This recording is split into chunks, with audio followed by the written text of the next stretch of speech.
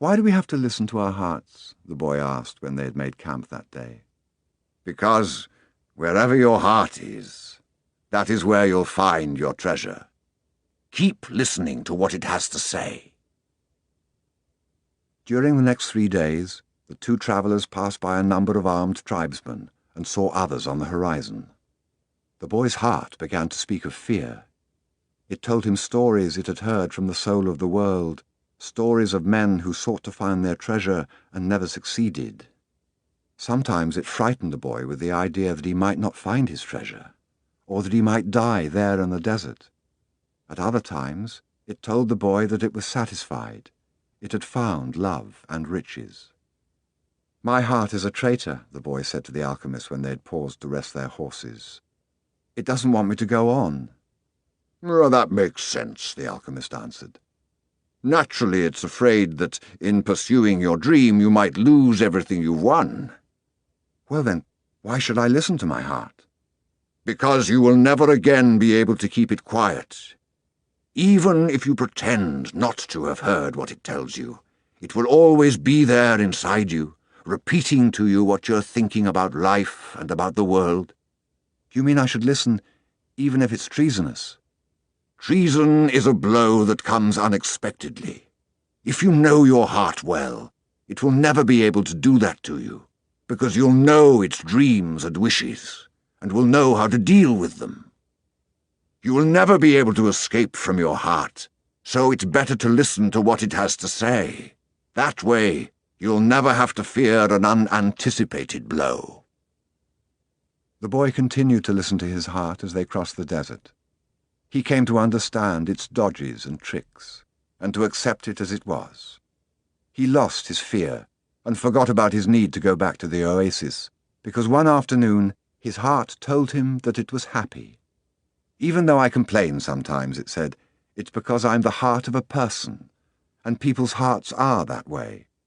People are afraid to pursue their most important dreams, because they feel they don't deserve them or that they'll be unable to achieve them.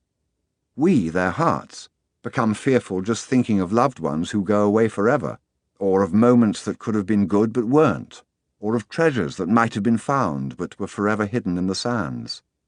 Because when these things happen, we suffer terribly." "My heart's afraid it'll have to suffer," the boy told the alchemist one night as they looked up at the moonless sky. "Tell your heart that the fear of suffering is worse than the suffering itself, and that no heart has ever suffered when it goes in search of its dreams, because every second of the search is a second's encounter with God and with eternity." "Every second of the search is an encounter with God," the boy told his heart. "When I have been truly searching for my treasure, every day has been luminous, because I've known that every hour was a part of the dream that I would find it. When I have been truly searching for my treasure, I've discovered things along the way that I never would have seen had I not had the courage to try things that seemed impossible for a shepherd to achieve." So his heart was quiet for an entire afternoon. That night, the boy slept deeply, and when he awoke, his heart began to tell him things that came from the soul of the world. It said that all people who are happy have God within them, and that happiness could be found in a grain of sand from the desert, as the alchemist had said, because a grain of sand is a moment of creation, and the universe has taken millions of years to create it.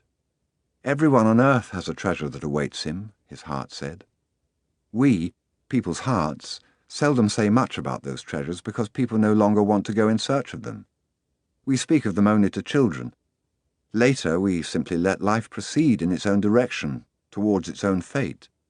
But, unfortunately, very few follow the path laid out for them, the path to their personal legends and to happiness. Most people see the world as a threatening place, and because they do, the world turns out indeed to be a threatening place. So we, their hearts, speak more and more softly.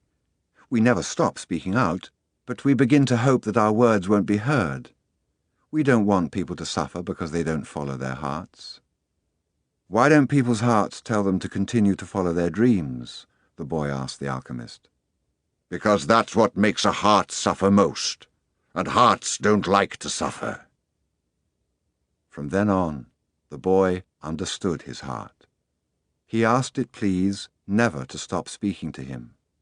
He asked that, when he wandered far from his dreams, his heart press him and sound the alarm. The boy swore that every time he heard the alarm, he would heed its message. That night, he told all of this to the alchemist, and the alchemist understood that the boy's heart had returned to the soul of the world. "So what should I do now?" the boy asked.